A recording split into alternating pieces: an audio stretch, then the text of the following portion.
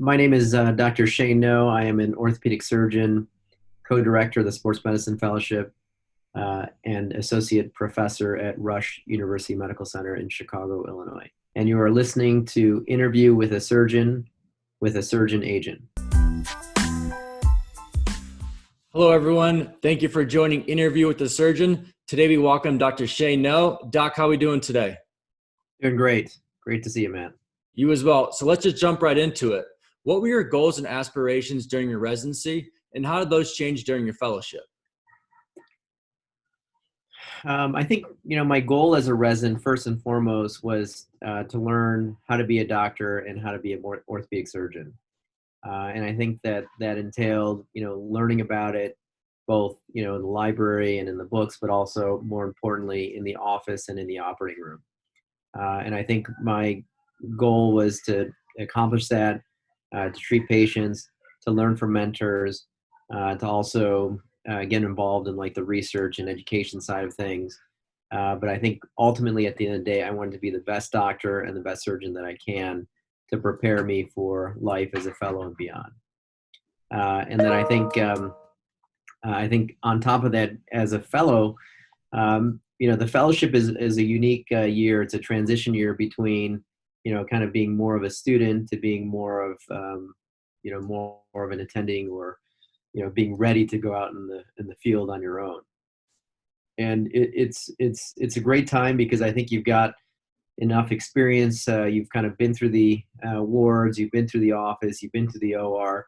You've got a certain kind of fund of like knowledge and skill that you're really ready to master and be ready to bring it to the next level, and to essentially practice being on your own or being an attending by yourself. And that means being fully responsible, taking care of patients, both in the office, taking care of patients in the OR. And I think the most exciting thing for most surgeons is really mastering the surgical arts or crafts, so that you feel comfortable and ready to do it on your own. So during the fellowship and heading into your first job search, what was your mentality, and how did that perspective change in the beginning years of your career? I think my scenario was a little bit kind of different. It wasn't like a typical, I think, pathway. I did my medical school at Rush. I did my residency in New York. And when I was interviewing for fellowship, and you usually do it during your fourth year out of a 5-year program. And during the fourth year, I would interview around, go to different programs. And it just happened to be that the sports medicine program at Rush was a well thought of program, and I think it was definitely on the top of my list. That being said, I knew all the faculty members very well because I was a medical student here just 4 years ago. And so for me, I think I reached out to them. I said, hey, look, I'm a fourth year resident. I'm coming back to go through interviews. I'm really excited about the program here at Rush after training in New York for 4 years. And I would really be interested in coming back to be a fellow.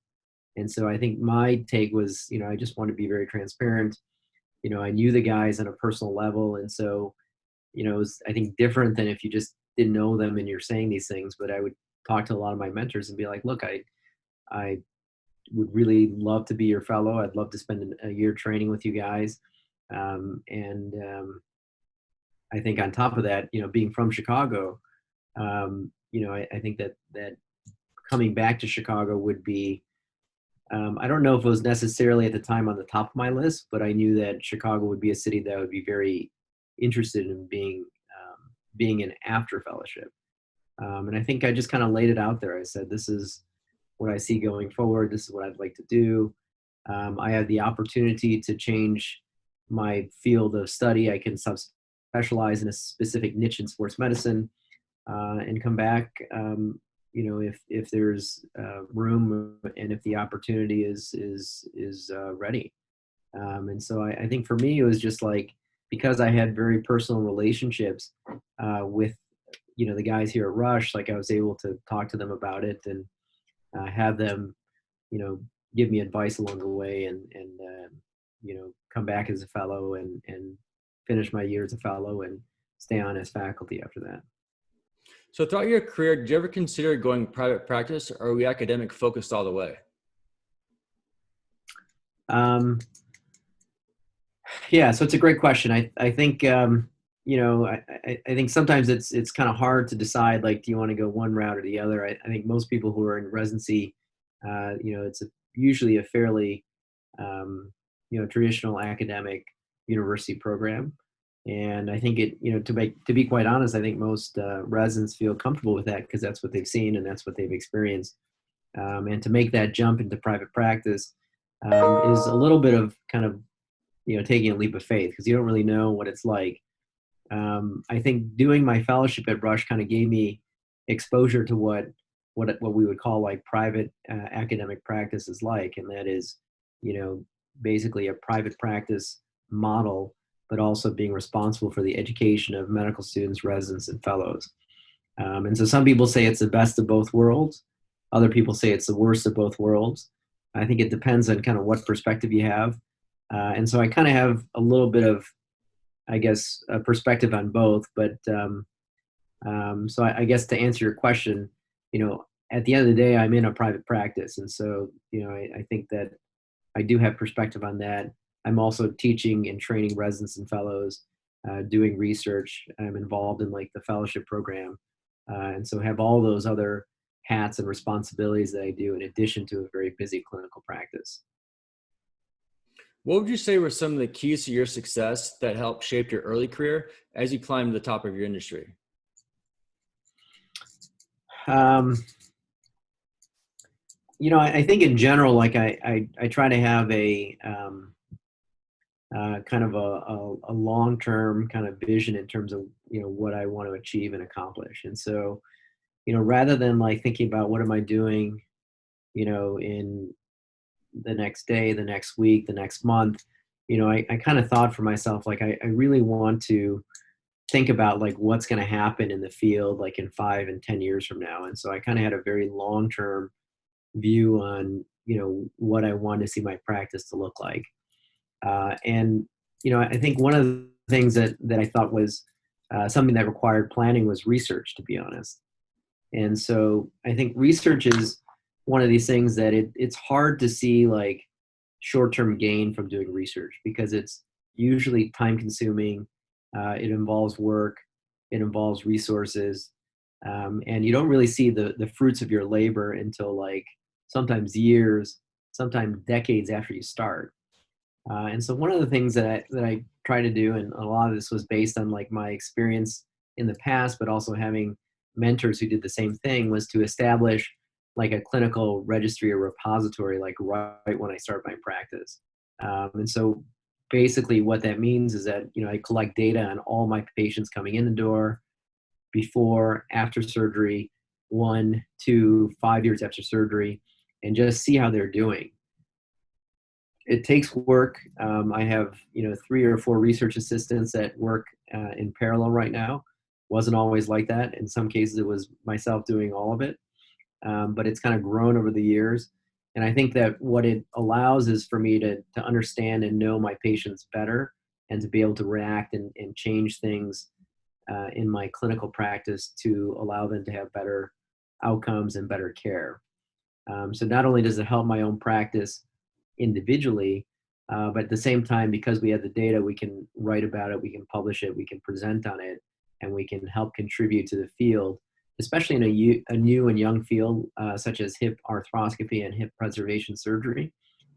At the time, there were certainly not a lot of people doing it, and there were a lot more questions than there were answers. And so having built like this database and infrastructure, it really allows me to kind of answer a lot of questions about these patients, just because we have data generated over almost a decade with like thousands of patients in it, that we can, answer a lot of questions about my own patients and questions that other people might have about how to make decisions uh, in the future going forward. What advice do you have for the graduating residents and fellows entering the professional job market for the first time? It's a good question. I think, I think you want to look you want to think about what kind of practice you want. You want to think about what geographic area and what it is that you want to do. I think at the end of the day, you don't want to get pigeonholed into doing something that you don't want to do. You spend way too much time learning and training and perfecting your craft. And I think at the end of the day, you want to be happy with where you are in terms of geographically, what kind of practice you have. Do you enjoy coming to work? If you don't, then you're certainly in a couple of years you're going to be looking for another opportunity. So I think you want to somewhat cast a wide net. See what else is out there. Use your contacts, use your network, and try to find the most appealing job that fits for you. If you've got like geographic preferences or constraints, probably try to localize that area first. But if you're in a competitive market, it might be hard. You might not be able to come out of your training and get sort of your preferred job right away. It might take a little while. And so I think also there has to be some level of you can't just step into fellowship and be like, oh my gosh, I gotta start looking for a job.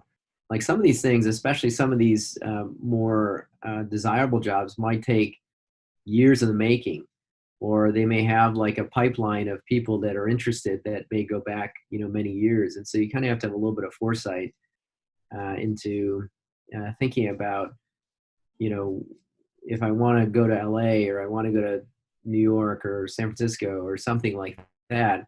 So does a lot of people, and so you have to differentiate yourself, whether it's, personal connections, contact, the type of work that you do, your the recommendations from your peers and your previous mentors. But it takes time, and I think you have to be ready for that and be thinking about that, all the way through. Now, with the pandemic going on and everything really being virtual, similar to what we're doing right now, a lot of these annual conferences have been canceled. And in doing so, it has not given the opportunity for residents and fellows to mingle with folks like yourself. What advice do you have for them regarding the outreach process that they're facing right now? Yeah, that's a great question. I mean, I think the good news is most residents and fellows have a lot of great resources, at their fingertips. So at their home institutions, wherever they're training and working. I think when we were like shelter in place, like in April and May, I mean, we had so many teleconferences going on, Zoom lectures. I mean, it was like, if you don't allow surgeons to operate, they just get fidgety and they just can't sit still. And so they got to do something. Whether you're in practice or whether you're a student, you still want to be doing something, whether you're learning or making use of your time. And so that's given a lot of opportunity to just reconnect and spend some time with your own residents and fellows and medical students. I had much more regular meetings with the people that were around me, just because I had time. I had a lot more time on my hands, and unfortunately, I think that this might be the new norm, at least in the near future, in terms of we're just not going to be traveling as much. So take advantage of the time. Meet with the people that you can, and then people that are remote, like contact them as well. I mean, I have people that hit me up on email, about collaborating on research. I have other people that talk to me about cases or clinical questions. I think in this day and age, like because of all the interconnectedness, it's pretty easy to reach out to people and get either questions and answers or comments or what have you. And so, I think, just don't be bashful and just, reach out. One of the things that doesn't get discussed as much is the human aspect of being a surgeon. So when things don't go as ideally planned in the OR and situations happen, thinking back, what advice would you have for your younger self when you experience those type of situations? I mean, I think you definitely want to, ask for help. I think there's no shame in doing that, especially early in your practice. A lot of times you will get very difficult cases.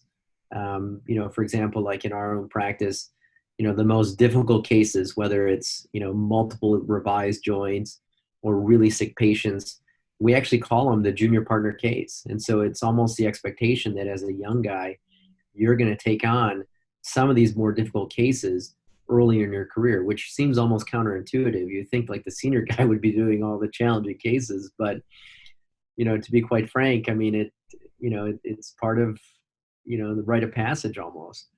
And so you'd get these difficult cases and you'd be sitting in the OR thinking like, when am I going to get bailed out? But you're not going to get bailed out, like you're on your own.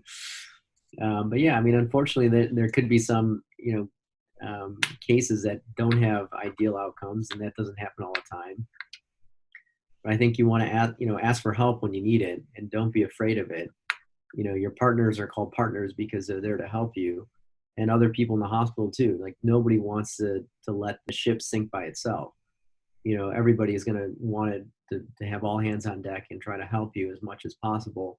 But you have to recognize when you need help, and then also having people around you that recognize that you are young and starting, and if you do need help, that they're going to, sound the alarm and let people know that. And so I think you just don't want to have any pride. And if you do need help, call someone in, and I think that's the most important thing. And I still do that today. I mean, I still ask my partners to weigh in on certain patients that I'm not sure about. If I have a challenging case, a lot of times nowadays, if I have a challenging case, I will ask for help before I get in the OR. I won't ask for help while I'm in the OR. That way, I'll know, like, I'll have at least some foresight to know, when am I going to get into trouble, and how can I foresee that, and how can I prevent that from being a real problem? Whereas in the past, I might not have known what I didn't know. And so I would come into situations where, I was kind of knee deep in trouble, and trying to get help then is always much more difficult and more challenging and more stressful. Worst case scenario is loss of loss of limb or loss of life, or significant loss of function that that can happen any day. I mean, there's a saying in surgery that you're only as good as your last case. And so you can't really rest and think that you're on top of the mountain, because the next case could just totally bring you back down. And so I think in cases where, things don't go as planned, I think the first thing to do is that you have to be open and honest about it, with yourself, and most importantly with the patient. I think that's the important thing, is that you just don't want to, I think, we're not in the, nobody expects doctors or surgeons to be perfect, and that's not the bar that's being set. And mistakes happen, and oftentimes they're unintended, but they do happen. And so I think that in those cases, I mean, they're devastating. I mean, you lose sleep, you just don't feel the same. You can't stop thinking about it. Going back in your mind and replaying everything, like, what could I have done differently? I think is a normal recourse. And also, how can I prevent this from ever happening again? And that goes true whether it's those situations or even like lawsuits, for example, like the same type of problem. I mean, it's devastating if you encounter one. And I think you always want to be thinking about, like, how do I manage the risk, not just from a liability perspective, but also from my own, peace of mind and sanity. And I think those are all things that as a, in our fields, like it happens on a regular basis. We hope you enjoyed this episode of Interview with the Surgeon. Until next time, stay focused and keep following your dreams.